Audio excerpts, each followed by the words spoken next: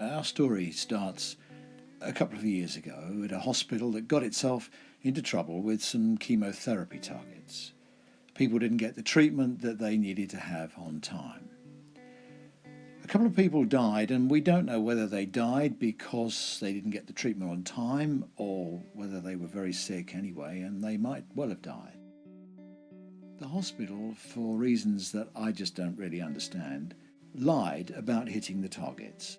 They falsified the documentation, and when it was discovered, the chief executive lost his job, the chairman went, they've had goodness knows how many interim managers coming in to help them run the hospital. Nothing has gone right since that moment. What turned those people with a strong sense of vocation into liars? Why was it that good, honest people were more frightened of the regulators, more frightened even of the regulators than they were of the relatives and patients that they were looking after? It's at that point I realised the barriers to change and innovation were much bigger and heavier than I thought. And it was at that point I started to think about the Academy of Fabulous Stuff. Somewhere where people could go to share best practice. They could say, we've got a problem. Have you got that problem? Can you share me the answer? Hello, my name's Dr. Terry Porritt, and I'd like to tell you about the achievements of Fab NHS Stuff in the last 18 months. We've had nearly 1,000 shares to the website, and that equates to over 500,000 page views, with up to 4,000 page views a day. We've got 10,000 Twitter followers. What are they looking for? Small changes, small solutions, alongside large organisational change, all of which is often transferable and generalisable. A London commissioning group looked at vaccinations. They knew that people were not coming back for their booster part of the vaccination. They wanted to improve the uptake, so they created a dovetail model of delivery. What's this achieved? Well, it saved 2.1 million GP and practice nurse appointments, and it saved £3 on the national tariff for each vaccination. Roll that out nationally. What are we going to save? There were over 160 email inquiries to replicate this service. A recent share looked at the use of twiddle muffs for patients with dementia who are at risk of becoming agitated. Well, you may scoff that this is a little thing that makes no difference. It's been rolled out widely across the country now, and formal research being undertaken is already showing a decrease in the amount of medication required for patients because of anxiety. Don't mock the little things. The safe and timely discharge of patients is one of the biggest problems facing the NHS. A number of our shares look at discharge to assess, with the focus being on therapeutic re-enablement. In this share, we learn of a service that has saved on average 8.6 bed days per patient and has seen a 35% reduction of packages of care after initial support with therapeutic enablement. What have I learnt in the last 18 months? There is no such thing as little things.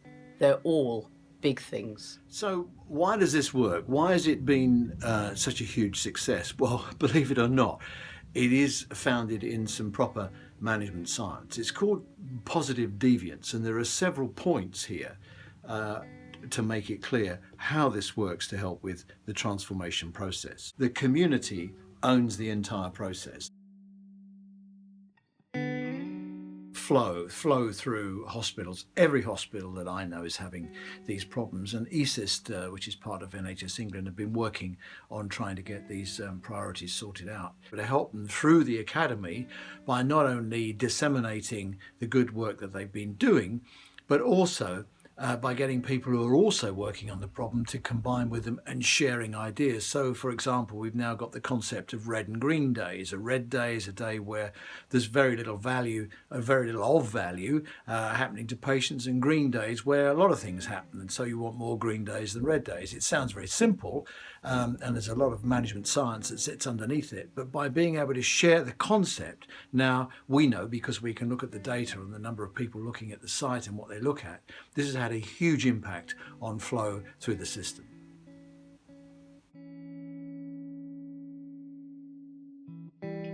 So we've recruited now about 50 fabulous ambassadors, we call them, ambassadors to the Academy.